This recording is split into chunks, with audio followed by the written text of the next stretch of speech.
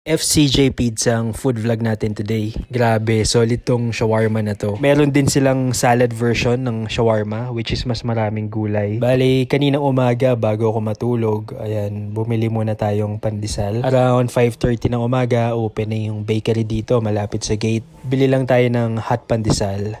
250 ang isang peraso nito dito kaya bumili ako ng 30 pieces. Hindi ko nga alam kung maliit yung pandesal dito or talagang malaki lang ako sumubo. Pero in fairness, masarap yung pandesal nila kahit walang palaman. Ayan, syempre breakfast din muna si Emily. Meron nga din palang tirang ham nung isang araw pa. Mukhang okay pa naman. Yan.